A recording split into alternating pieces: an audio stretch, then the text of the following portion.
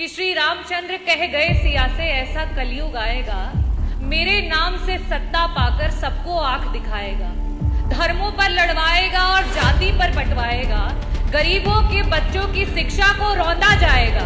सुन लीजिए, गरीबों के बच्चों की शिक्षा को रौंदा जाएगा।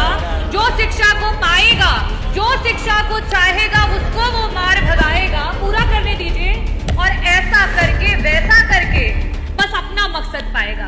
मंत्री जी, बस अपना मकसद पाएगा। मेरा पहला जो प्रश्न है मंत्री जी आपसे ये है कि जो आर्टिकल 51AH कहता है, फंडामेंटल जो ड्यूटी है हम सभी की, भारतीय जो नागरिक हैं उनकी, कि हमें अंधविश्वास से दूर रहना चाहिए और साथ ही साथ हमें जो है विज्ञान और तर्क पे आधारित जो है सोच रखनी चाहिए। जब हमारे बच्चों के पास विज्ञान की शिक्षा ही नहीं रहेगी, और मैं ये कहना चाहूंगी कि आपका जो डेटा है, आपका जो उत्तर है वो इतना गलत है कि मैं मछली शहर के Khoyri inter college, Utrai inter college, Gohka inter college, Baderi inter college, Mokalpur inter college और ना जाने इतने इंटर कॉलेजेस, 90% उत्तर प्रदेश में इंटर कॉलेजेस हैं। आज किन्हीं ना किन्हीं कारणों की वजह से सरकार वहां पे जो है बच्चों को साइंस की पढ़ाई नहीं दे रही है। मेरा पहला प्रश्न आपसे ये है कि इन इंटर कॉलेजेस में क्या साइंस की शिक्षा को लागू किया जाएगा? 1982 से लेकर के जहां 22 लाख बच्चे होते थे जो 11-12 की पढ़ाई करते थे, आज वो 55 लाख हो चुके हैं। लेकिन आपके जो टीचर्स के पद हैं वो सृजन ही नहीं हो पाए। श्री रामचंद्र जी को भी उनके महर्षि जो हैं वशिष्ठ मिले थे। हमारे बच्चों को शिक्षा क्यों नहीं दे पा रही है सरकार? रामराज की बात करती है।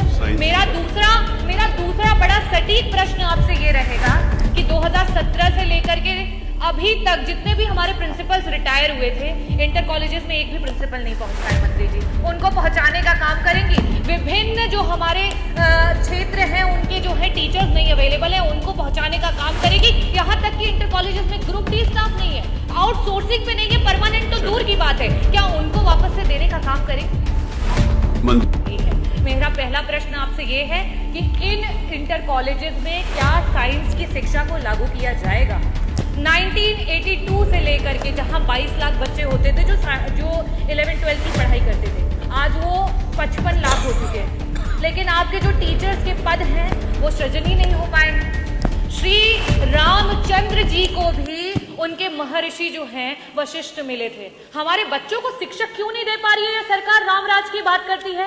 मेरा दूसरा बड़ा सटीक प्रश्न आपसे ये रहेगा कि 2017 से लेकर के अभी तक जितने भी हमारे प्रिंसिपल्स रिटायर हुए थे, इंटर कॉलेजेस में एक भी प्रिंसिपल नहीं पहुंच पाए। मंत्री जी, उनको पहुंचाने का काम करेंगी। विभिन्न जो हमारे क्षेत्र हैं उनके जो है टीचर्स नहीं अवेलेबल है, उनको पहुंचाने का काम करेगी। यहाँ तक कि इंटर कॉलेजेस में ग्रुप डी स्टाफ नहीं है, आउटसोर्सिंग पे नहीं है, परमानेंट तो दूर की बात है, क्या उनको वापस से देने का काम करेंगे?